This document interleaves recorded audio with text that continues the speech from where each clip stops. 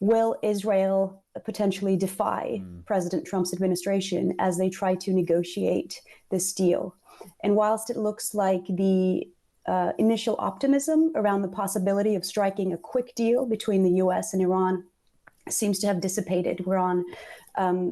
Today is the fifth round of the talks. I think this is a moment that's particularly important because both sides seem to have drawn their red lines and are now becoming more entrenched behind those red lines, which is a cause for concern, given the objective is to reach some type of agreement that would prevent Iran from obtaining the nuclear weapon. Nuclear talks between Iran and the US are on shaky ground, mainly due to a standoff over Iran's uranium enrichment program. Today, for the fifth time, representatives from both countries will meet in Rome for so-called indirect talks. Dr. Burcu Ozcelik is Senior Research Fellow for Middle East Security at the defence think tank RUSI. Good morning to you. Good morning. Thanks for having me on. It's great to speak to you. I want to actually just set the kind of backdrop for this by referencing a report by CNN earlier this week, in fact on Tuesday, suggesting that Israel's preparing preparations to strike Iranian nuclear sites despite these talks going on. That will intensify things, to say the least. It would intensify the situation considerably and lead to a whole host of potentially unintended and intended consequences across the region, the threat there being nuclear proliferation, instability, and of course the potential for Iranian retaliation, which could impact its neighbors in the Gulf and have implications for international markets, particularly the price of oil. The important issue here, of course, is will Israel potentially defy President Trump's administration as they try to negotiate this deal? And whilst it looks like the initial optimism around the possibility of striking a quick deal between the U.S. and Iran seems to have dissipated. Today is the fifth round of the talks. I think this is a moment that's particularly important because both sides seem to have drawn their red lines and are now becoming more entrenched behind those red lines, which is a cause for concern, given the objective is to reach some type of agreement that would prevent Iran from obtaining the nuclear weapon. In terms of progress so far, is there any to talk of? President Trump, when he was visiting Qatar, he said he believed Iran had agreed to key conditions and that his diplomacy will avoid any military conflict. But Donald Trump is quite good at saying these things. Is there anything firm that we can hang some hope on here? Well, I think the greatest indication that Iran might be prepared to make some concessions in the interest of obtaining this deal is that they have agreed to sort of a maximum verification procedures, meaning that they would allow international observers into Iran to be able to verify the progress of their nuclear program, and indeed that it is for civilian purposes only. So this is, in my view, the strongest indication yet of what Iran is willing to compromise on. But again, Iranian Supreme Leader has earlier this week said that he found the negotiations to be, well, the point about zero enrichment to be absurd, and that this was a sovereign decision that the Iranian regime would be able to make on its own terms and would not bend to any external pressure from the United States for the sake of a deal.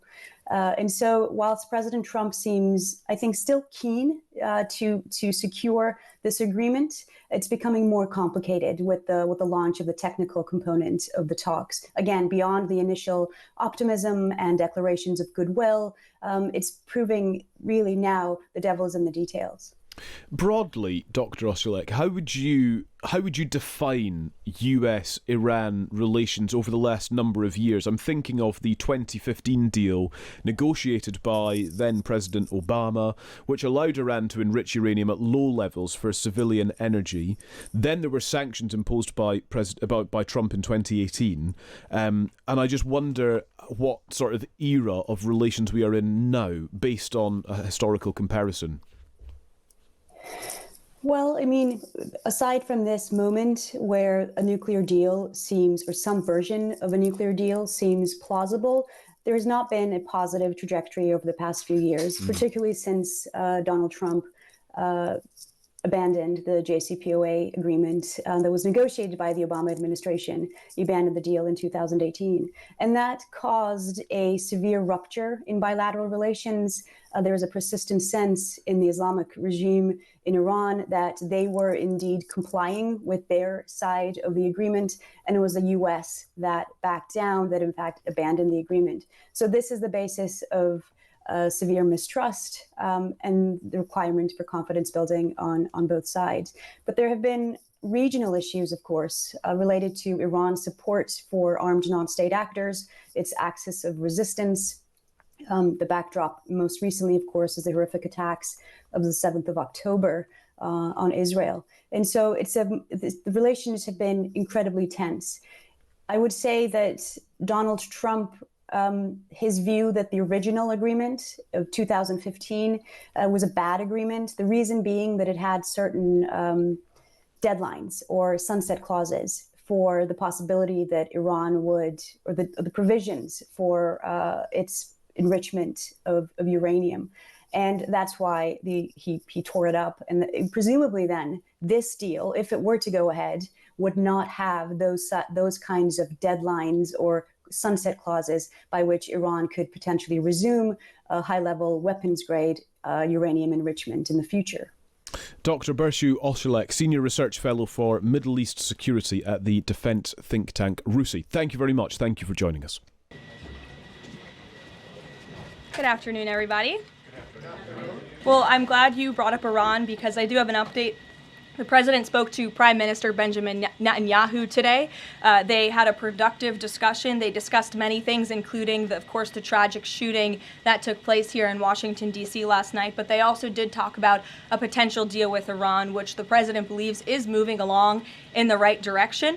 And as the president told me, and he's told all of you, this deal with Iran could end in two ways. It could end in a very positive diplomatic solution, or it could end in a very negative situation for Iran. So that's why these talks are taking place later this week. And the president has made it very clear to not just Prime Minister Netanyahu, but also the world, that he wants to see a deal with Iran struck, if one can be struck. He does not want to have to take the latter option, the more severe and negative option. He wants to see a deal. The president is a deal maker, and he believes strongly in diplomacy, and he's made that clear to the Prime Minister, but also to all of you and, frankly, the rest of the world. We'll see you all later at the Maha event. Thank you. Thanks, Caroline.